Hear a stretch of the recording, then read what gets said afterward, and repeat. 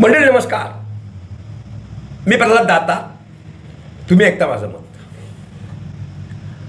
मंडळी, काल आपण बच्चू कडू का शिंदे सेनेत दाखल झाले यावर साधक बाधक विचार मांडला आहे आणि त्यामध्ये साहजिकच अनेकांच्या भुवया उंचावल्या. बच्चू कडूंवर प्रेम करणारी जी मंडळी आहे त्यांनी साहजिकच मग आपल्या कमेंट्समध्ये माझं काय चुकलं, मला काय माहिती आहे, तुम्हाला काहीच माहिती नाही वगैरे वगैरे वगैरे आपल्या कमेंट त्यांनी पाठवल्या. हरकत नाही.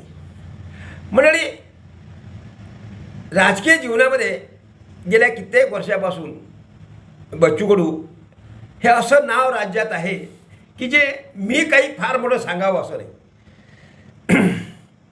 पण अलीकडे त्यांनी हे जे काही आपला एवढा मोठा विदर्भातला एक म्हणजे विदर्भाच्या बाबतीत सांगायचं म्हणजे विदर्भाचं दुर्भाग्य आहे कदाचित मंडळी की विदर्भाचा विकास झाला नाही. विदर्भ विकासाच्या बाबतीत ठणठणाट आहे वगैरे ज्या काही चर्चा होतात आणि त्यामुळे पश्चिम महाराष्ट्र पुढे जातो, आम्ही तसेच राहतो अशी जे काही वल्गना किंवा असा जो काही विषय जेव्हा जेव्हा निघते तेव्हा कधी कधी असं वाटते की विदर्भामध्ये नेतृत्वच कुठेतरी कमी पडते. शेवटी रडल्याशिवाय माय दूध पाजत नाही हा निसर्ग नियम आहे आणि आम्ही काही दिवस फक्त अमुक कमी आहे, टमुक कमी आहे, विदर्भाचा अनुशेष आहे वगैरे वगैरे फक्त काही सीझन किंवा सीझनल तो प्रोग्राम आपला असते आणि तो सीझनल प्रोग्राम झाला म्हणजे पुन्हा अधिवेशनं आले, निवडणुका आल्या आणि त्यामध्ये हे सर्व नेते आपले व्यस्त होतात आणि त्यामुळे विदर्भ हा गेल्या कित्येक वर्षापासून आहे त्या परिस्थितीतच आहे. मी आपल्या मागच्या व्हिडिओमध्ये म्हटलं आहे की बच्चू कडू हे विदर्भातलं एक चांगलं मोठं नेतृत्व होतं. प्रहार या नावाचा त्यांनी पक्षसुद्धा स्थापन केला आणि पक्ष स्थापन केल्यानंतर त्यांचे जे काही त्यावेळेचे सर्व पक्ष संघटनेचे बिनीचे शिलेदार असतील त्यांनीसुद्धा त्यांचा पक्ष वाढवण्याचा विचार वाढवणं आणि त्यासाठी वेळोवेळी आंदोलन आणि जे काही जीवाचं रान करता येईल पक्ष वाढवताना ते त्यांनी त्यांच्या परीनं केलेलं आहे आणि पक्ष वाढवला. 3-4 वेळा बच्चू कडू विधानसभेमध्ये निवडून गेले. या निवडणुकीमध्ये मागच्या निवडणुकीमध्ये त्यांनी जवळपास 12-13 ठिकाणी आपले उमेदवारसुद्धा उभे केले. अपयश आलं, तो भाग वेगळा.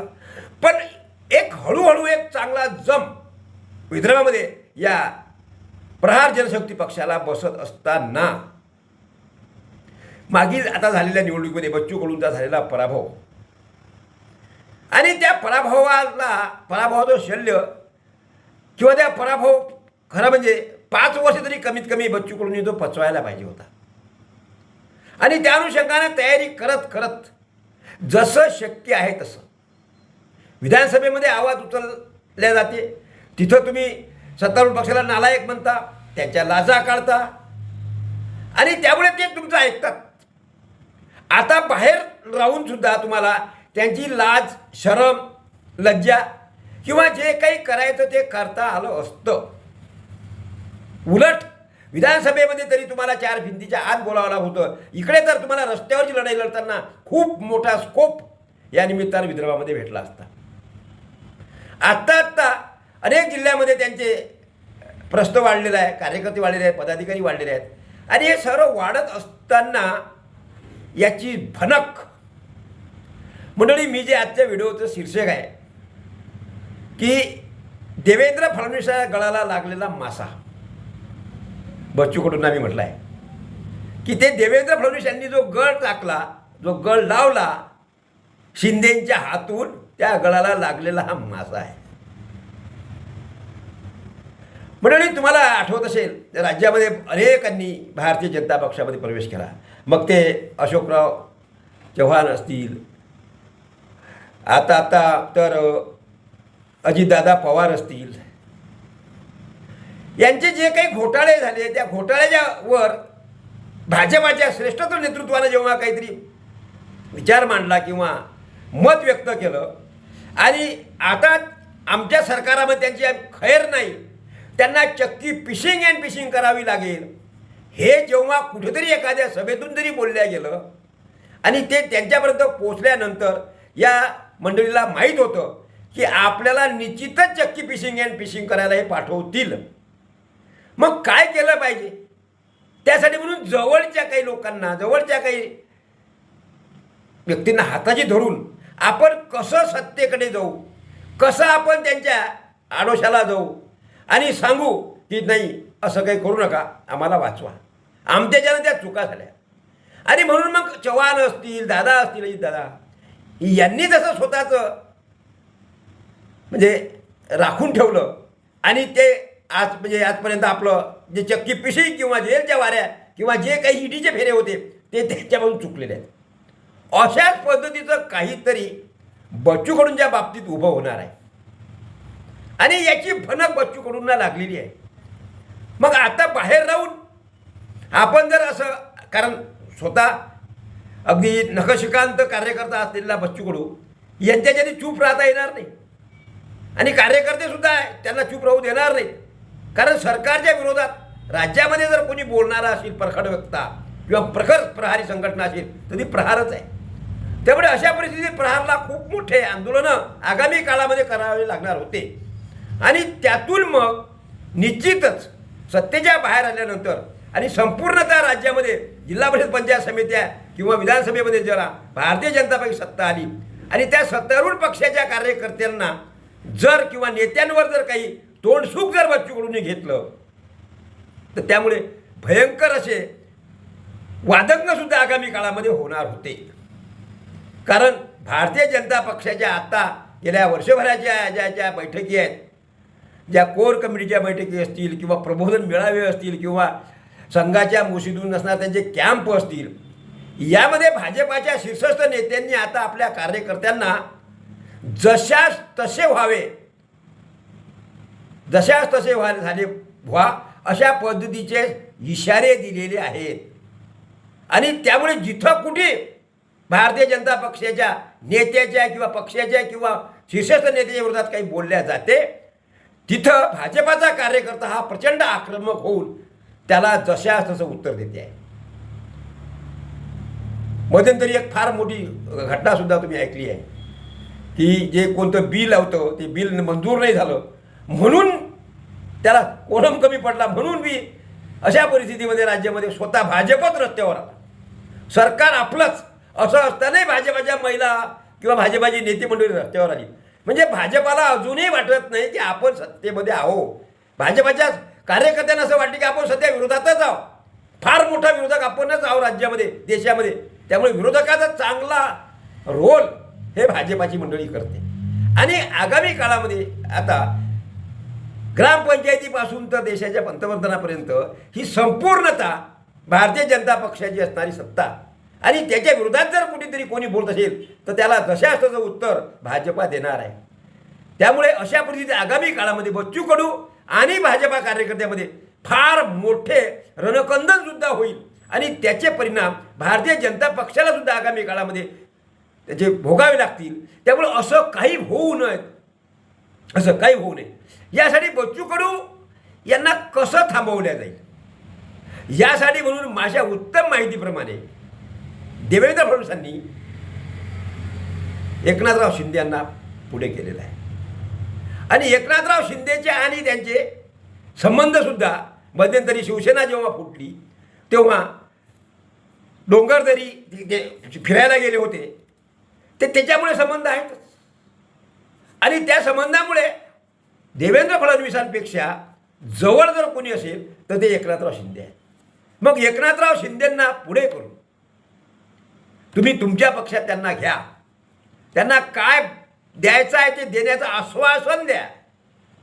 मंडळी, आश्वासन द्या असं म्हणतोय मी, आश्वासन द्या. काय द्यायचं नाही द्यायचं ते आपण देऊ. पहिल्यांदा त्यांना बाटवा, नंतर त्यांना कटवा, त्यांच्यामध्ये दोन दरी निर्माण करा. कार्यकर्ता आणि बच्चू कडू यांच्यामध्ये दरी निर्माण कशी होईल हा प्रयत्न झाला पाहिजे, तो करा. आणि मग बच्चू कडू जसजसे एकटे पडतील तसतसं बच्चू कडूला काय द्यायचं, कुठं ठेवायचं आणि राज्यामधला एक नंबरचा विरोधक असणारा किंवा एक आंदोलक म्हणून कसा थांबवता येईल आणि राज्यामध्ये कोणीच आपल्याला विरोधक किंवा आंदोलक राहणार नाही याची संपूर्णतः रचना ही देवेंद्र फडणवीसांच्या चमूमध्ये झालेली आहे असं मला वाटते. आणि म्हणूनच त्याची संपूर्ण जबाबदारी देवेंद्र फडणवीसांनी माझ्या माहितीप्रमाणे ही संपूर्ण जबाबदारी एकनाथराव शिंदे यांच्याकडे दिलेली आहे. आणि शिंदेंनी ती अत्यंत चांगल्या पद्धतीनं, कारण शिंदेचं व्यक्तिमत्व तसं आहे, अगदी साधं सरळ व्यक्तिमत्व. आणि या साध्या सरळ व्यक्तिमत्वाच्या हातात तो गळ देऊन त्याला हा मासा, बच्चू कडूसारखा मासा हा फडणवीसांनी अडवलेला आहे आणि तो त्यांच्या गळाला लागलेला आहे. त्यामुळे आगामी काळात आता बच्चू कडूंना विधान परिषदेची आमदारकी, त्यानंतर काय पुढे ते म्हणतात की आम्हाला विस्तार वगैरे वगैरे करायचा आहे, तर त्या विस्तारात बच्चू भाऊचंच घोडं दामटल्या जाईल असं सांगता येत नाही. कारण अजूनही कित्येक आपल्या गुडघ्याला बाशिंग बांधून, सफाऱ्या शिवून, फेटे तयार करून असे बरेचसे शिवसेनेची मंडळी उभी आहे, भाजपाची उभी आहे. त्यामुळे आत्ता आलेल्या बच्चू कडूंना एकदम लाल दिवा जर दिला गेला, मग तो कुठलाही असो, राज्यमंत्र्याचा असो की कॅबिनेटचा असो, तो सहजासहजी दिला जाणार नाही असं मला वाटते. आणि तोपर्यंत तरी बच्चू कडूंना गोंजारत ठेवायचं, विधान परिषदेची आमदारकी ठेवायची आणि मंत्रिमंडळाचा विस्तारात तुम्हाला कुठंतरी आम्ही लाल दिवा देऊ अशा पद्धतीनं गोंजारत ठेवत पुढे मागे बच्चू कडूच्या अंगावर ज्या 350 केसेस आहेत त्यापैकी एखादं प्रकरण जर उभं राहिलं तर मग मंत्रिमंडळाचा विस्तार जरी झाला तरी त्या विस्तारामध्ये आपण अशा पद्धतीनं दोषी आहात, आपण न्यायालयात प्रकरण आपलं सुरू आहे किंवा आपल्यावर अशा आरोप आहेत आणि त्यामुळे असा आरोपी हा मंत्रिमंडळात नसावा असंही काही कारण पुढे करून बच्चू कडूंना तिथंच थांबवल्या जाईल. अशा पद्धतीची रचना ही राज्यामध्ये फडणवीस आणि शिंदे यांनी केलेली आहे असं मला वाटते. आणि त्यात बच्चू कडू कधी आपलं इथं मध्ये म्हण आहे मंडळी, म्हणजे ते म्हणावं वाटणार नाही ते बच्चू कडूंच्या बाबतीत, कारण बच्चू कडूंच्या बाबतीत माझ्या मनात आदर आहे. त्यामुळे अशा परिस्थितीत बच्चू कडूंच्या बाबतीत हा जो निर्णय किंवा बच्चू कडूंची साठी स्वतःहूनच बच्चू कडूंनी हे अशा पद्धतीनं करून घेतलं, जेणेकरून आता आगामी काळामध्ये त्यांचा प्रहार राहणार नाही. आणि बच्चू कडूंच्या बाबतीतसुद्धा अनेक ठिकाणी आता सत्तेमध्ये गेल्यानंतर जे त्यांचे जे शब्द होते नेहमीचे, तुम्हाला लाजा वाटत नाहीत, तुम्ही नालायक आहात वगैरे वगैरे जे शब्द बच्चू कडू वापरत होते ते शब्दही आता, कारण जबाबदारी त्यांच्याकडे आहे, सत्तेतच ते जाते असतील उद्या, त्यामुळे त्यांना हे शब्दही वापरता येणार नाहीत. आणि एक विधानसभेतला आवाज जो की विदर्भातल्या लोकांसाठी, विदर्भातल्या जनतेसाठी आवडता होता, तो सुद्धा या निमित्तानं थांबलेला आहे असं मला वाटते. मंडळी, मी माझं आपलं मत मांडलेलं आहे. तुम्हाला आवडलं लाईक करा, शेअर करा. आणि ज्यांनी अजूनही आपल्या साक्षीदार या यूट्यूब चॅनलला सबस्क्राईब केलं नसेल जरूर सबस्क्राईब करा. आज आणि आता इथं थांबतो. पुन्हा उद्या या अनुषंगानं भेटू. तोपर्यंत नमस्कार.